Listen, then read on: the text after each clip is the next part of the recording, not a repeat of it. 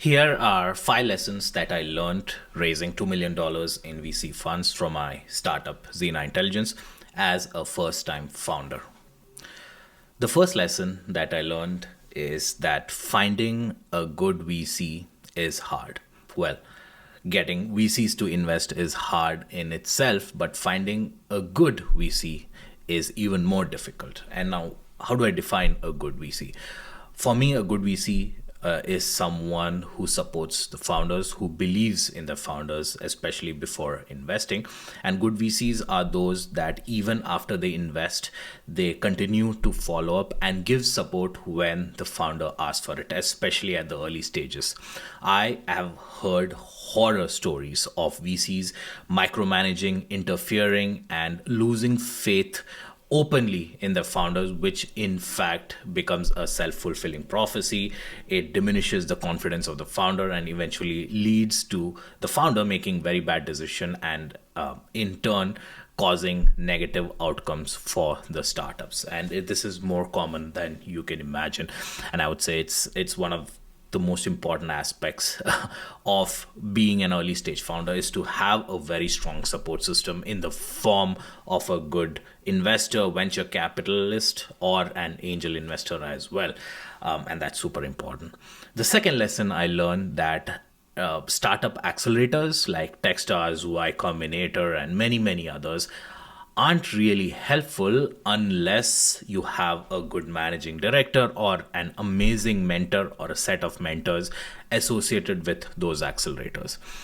I have been very fortunate to be part of Techstars New York, where my managing director and the principal and everyone supporting them in the mentor network were extremely supportive, selfless, and have directly helped me get customers, get more funding, and forward my business and help me through a lot of challenges as well. And just because of that, for me, it has been a very successful experience. But accelerators, like everyone knows, are very expensive in the terms of the equity that you have to give up to be a part of that accelerator. And sometimes, in most cases, I would say startups do not gain more than they give up. But I have been very fortunate. So it's a very personal decision, I would say, whether or not to join accelerators, assuming you do get accepted to it.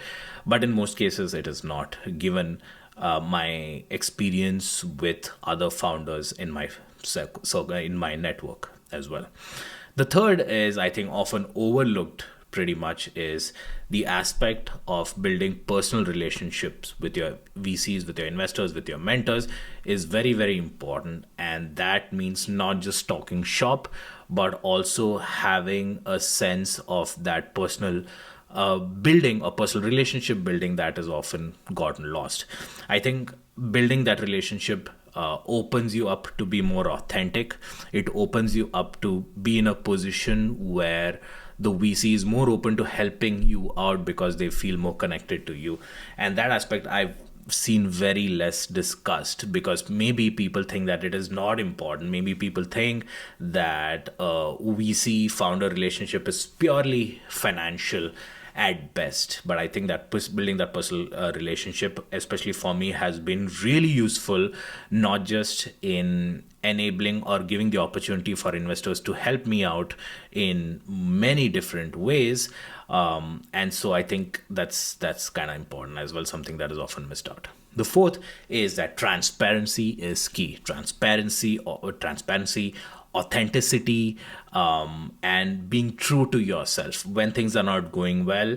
I have seen that I have received far more help when I share the good and the bad at the same time. I've seen the sense of support come from places that I never would have imagined. Not just financial support, but true support in terms of mentorship, in terms of networks, in terms of connections as well.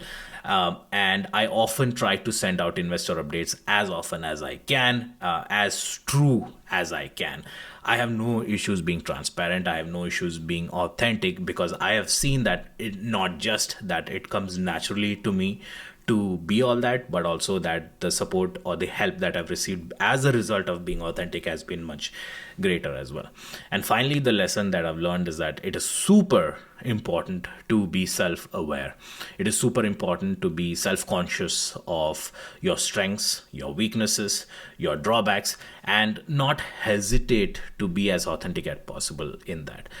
I would like to think that I know what my strengths are, what my weaknesses are, and I try to use that as a plus.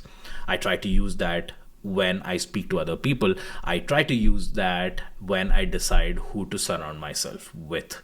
There are people who I admire very deeply, and there are people I admire even within my team very deeply for the skills that they have. Maybe it's natural in them, maybe they have developed it over time, but I think it's very important to know what you can and cannot do. So these are the 5 lessons that I learned while I've started my entrepreneurial journey of raising $2 million so far for my startup Xena Intelligence, specifically in the world of VCs, where the only exposure that a lot of people have in this world is through movies, through media, through fancy newspaper articles. But I think these points are something that I hold dear to my heart, something that I've learned, something that have helped me personally in my journey.